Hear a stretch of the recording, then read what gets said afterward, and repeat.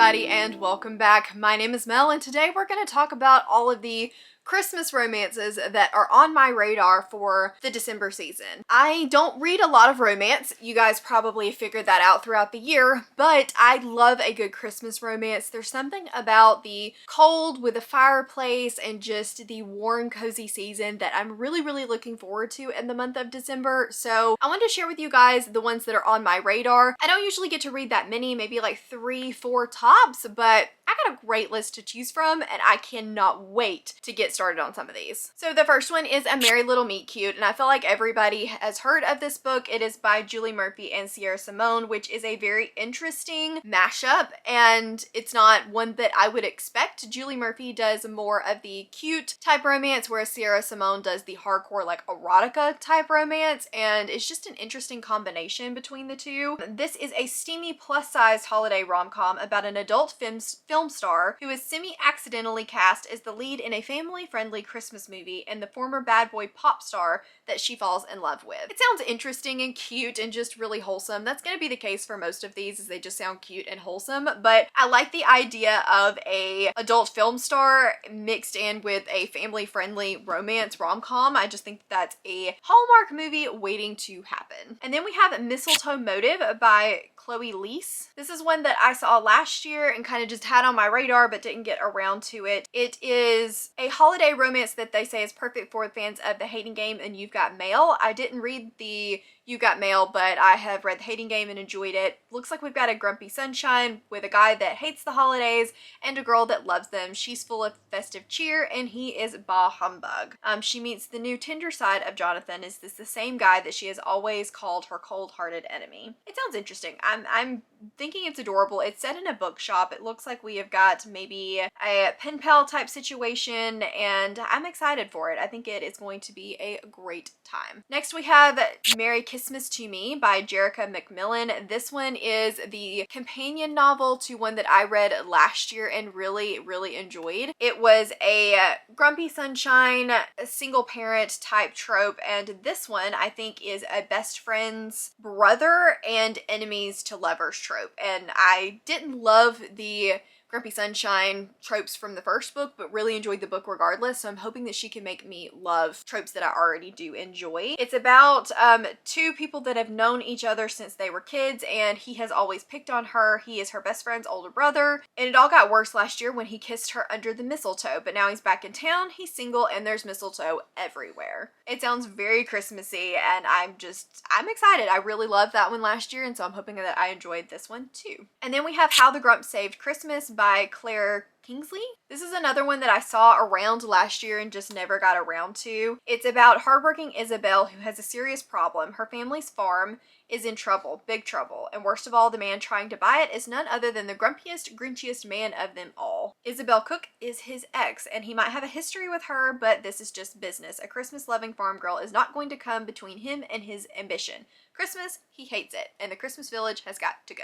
I think this is going to be great. It's a sassy farm girl, a grumpy businessman. It's a standalone. It's a small town Christmas romance.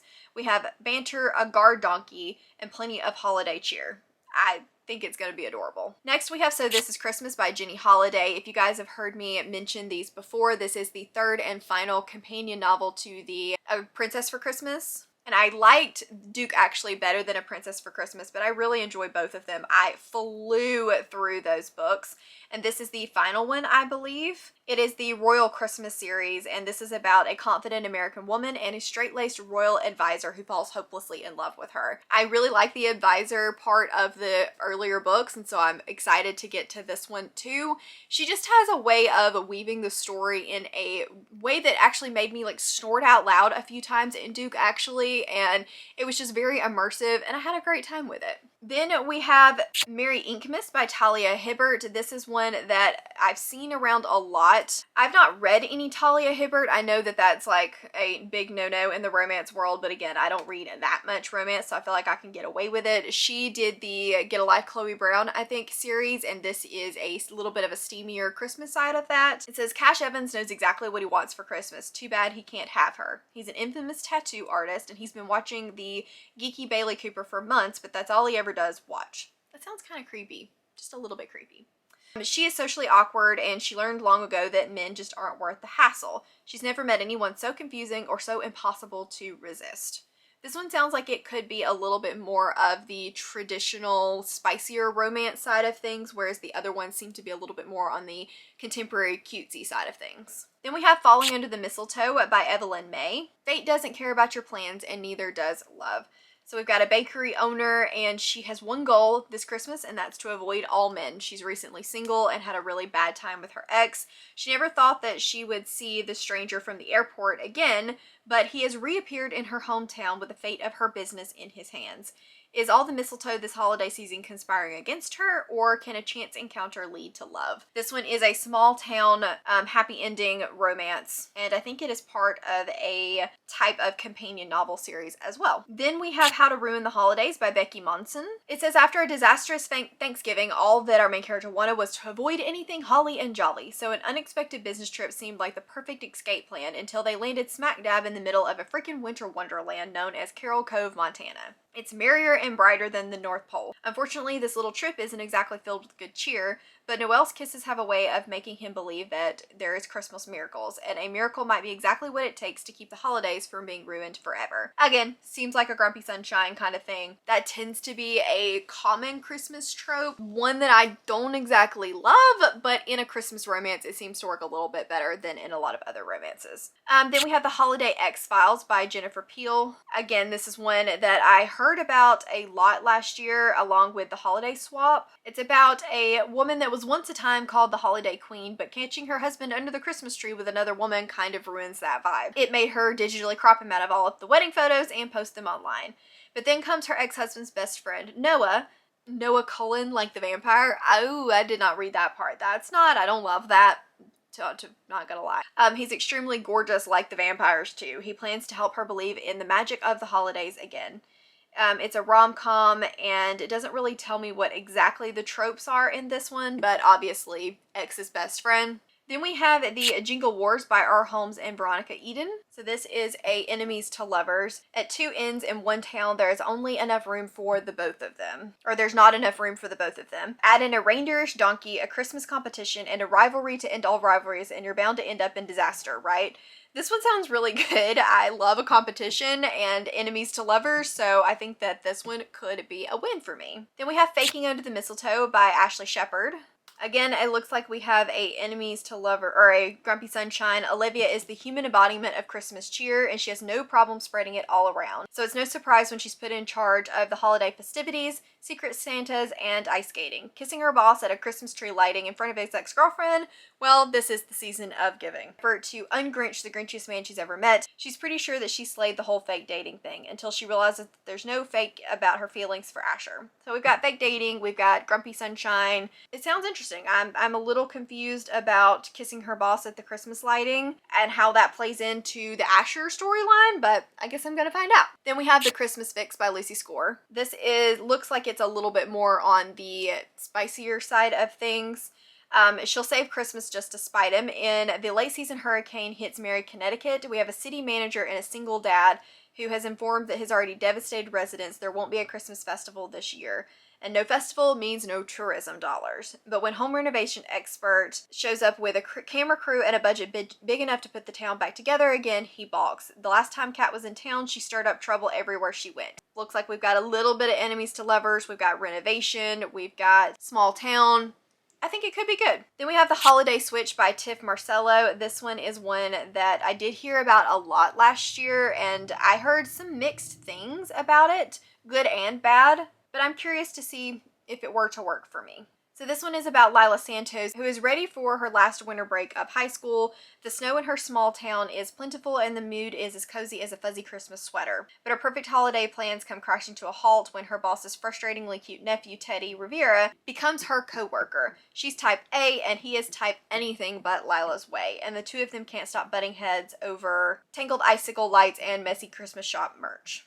It sounds like a rivals romance. I'm going to assume that even though it says ready for her last winter break of high school, is this a young adult romance? Because if it is, suddenly I'm a lot less interested, and I think it might be. I don't know how I missed that the first time I read the blurb, but if you are looking for something that is probably a little more wholesome and a little less spicy, that is likely going to be a good option for you. Then we have Nick and Noelle's Christmas playlist. This is by Cody Hall, and it is friends to lovers and warm nights on a Christmas tree fire with all of the Christmas tree songs.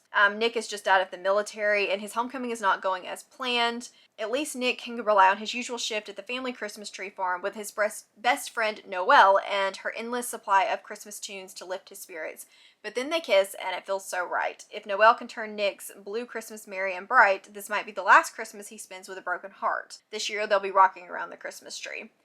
It sounds cute and wholesome. That one's probably lower on my list of possibilities, but it sounds really cute. Next up, we have In the Event of Love by Courtney Kane. This one I've seen everywhere this year. I think it is sapphic just from looking at the cover of it.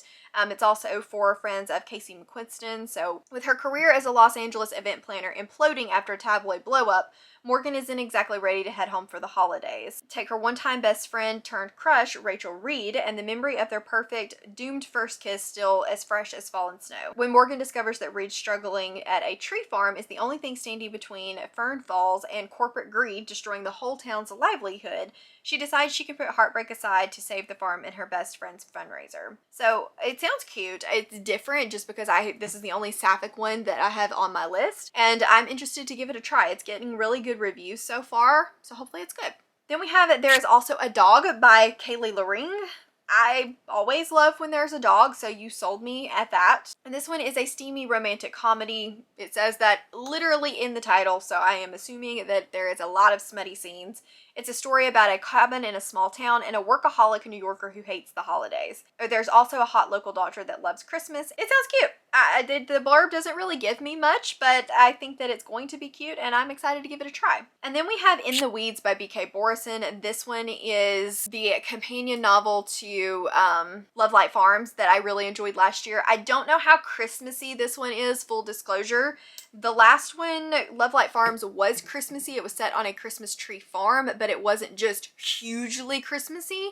So I'm wondering if this is similar. It's about Evelyn, who was the TV producer that was coming in from the first book, and Beckett Potter, who is one of the hands on the Christmas tree farm. She has a problem. She's feeling disconnected from her work and increasingly unhappy. She's trying to find her way back to something real. So she returns to Love Light Farms. It has nothing to do with the hot farmer she spent 2 incredibly nights with. Absolutely nothing. This is a second chance romance about finding your happiness. It features a grumpy farmer and a no-nonsense social media influencer, small town busybodies, and 4 very cute kittens. I do remember the kittens from the first book, and I liked the kittens a lot. I'm excited to read this one. I liked the first one a lot, and I think it's going to be great. And then last but not least, we have The Christmas Cupid by Jennifer Joyce. This is one that I just happened to find on Scribd that had an audiobook, and I thought it sounded good. It's about Zoe, who's having a really bad December. She's just been dumped, and she's had an extremely dodgy haircut that even the biggest woolly can't hide, and a tragic accident involving an elf outfit, stilts, and a red double-decker bus called the Santa Express. But then Zoe is given a second chance at life and sent back to the start of December. If she can match 6 couples by Christmas Eve, her life will be saved,